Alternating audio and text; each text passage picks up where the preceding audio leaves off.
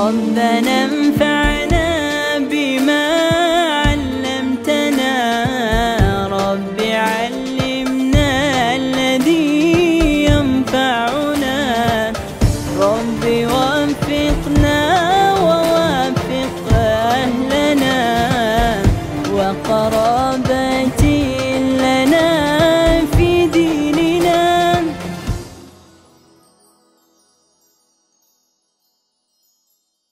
Sahabat kita TVRI, sahabat pencinta Nabi kita membuka telepon interaktif kepada seluruh pemirsa setia ngaji bareng dari Rumah Nyaman di Hati di nomor telepon 0614146353 0614146353. Langsung menyapa kepada kiai kita, guru kita, tentang satu tema yang luar biasa sebagaimana disampaikan oleh kiai kita. Tidak ada kenikmatan terbesar kita selaku manusia, khususnya umat Islam, kecuali anugerah itu adalah bernabi kan ya pada Rasulullah SAW. Baik, sudah ada penelpon, dipersilahkan.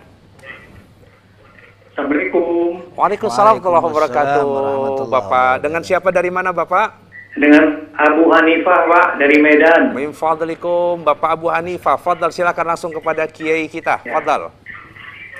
Pertanyaannya. Ya. Assalamualaikum Kiai. Waalaikumsalam warahmatullahi wabarakatuh. Yang ingin saya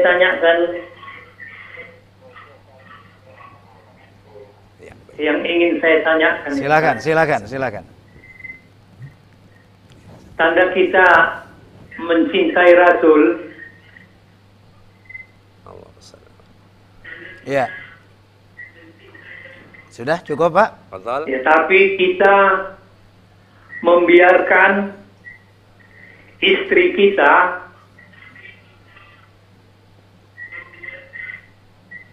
Ya. Lanjut, Pak Abu Hanifah. berpakaian pakai hijab atau pakai penutup badan. Iya. Silakan. Tapi dia menunjukkan bentuk-bentuk badannya. Iya, baik, insyaallah. Mabruk. Baik, sudah Sudah Pak Abu cukup, Hanifah, Pak? sudah dipahami pertanyaannya? Insyaallah. Apakah ini Iya. juga termasuk seorang suami atau hamba Allah yang mencintai Rasul? Iya, baik. Baik, Pak Abu Hanifah, sudah dimengerti Iya. pertanyaannya. Terima kasih, Iya, Pak iya, Abu Hanifah. iya, Pak. Iya. Iya, baik, atas peran dakwahnya bersama kita dalam ngaji bareng dari Rumah Nyaman di Hati, dan insya Allah langsung dijawab oleh guru kita dan kiai kita. Fadhal masykuran Pak Kiai. Masya Allah. Terima kasih banyak Bapak Abu Hanifah. Mencintai baginda Nabi Muhammad SAW pastinya banyak kriteria-kriteria. Baik itu dalam bentuk memperbanyak sholawat, ataukah juga perhatian kepada sunnah-sunnahnya, perhatian kepada dakwah dan juga khidmah kepada agama, dan lain sebagainya.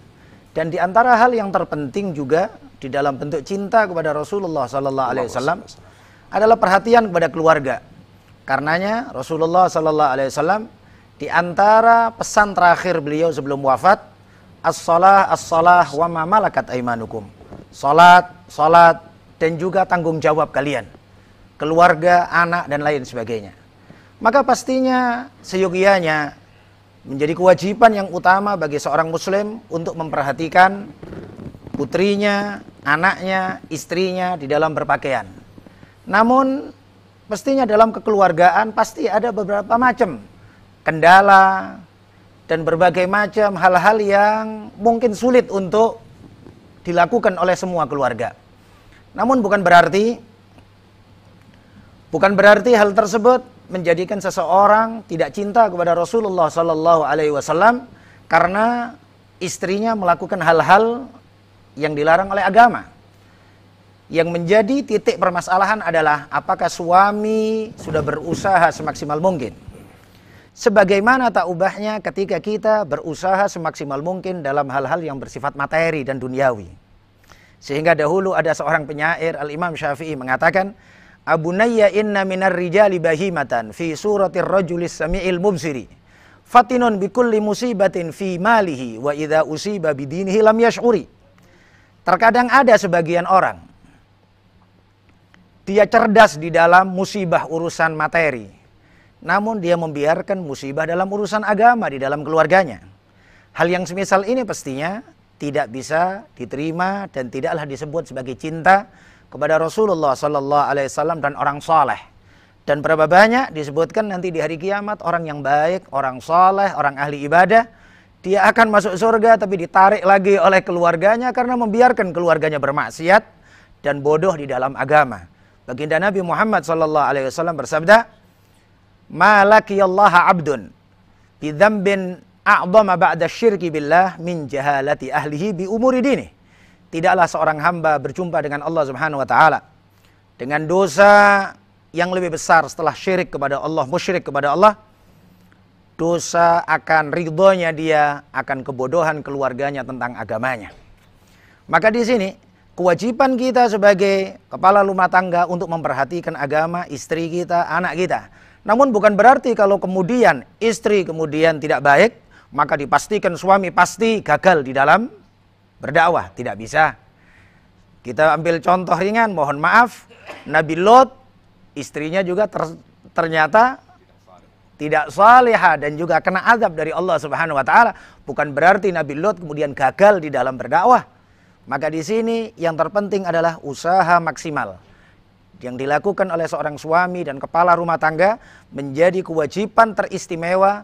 Dia menjaga keluarganya dan jangan sampai keluarganya kemudian melakukan keburukan-keburukan dan dia mendiamkan sehingga dia masuk di dalam kelompok ad-dayyuth yang disebut oleh Rasulullah 3 orang yang tidak akan bisa masuk surga dan tidak akan mencium bau surga.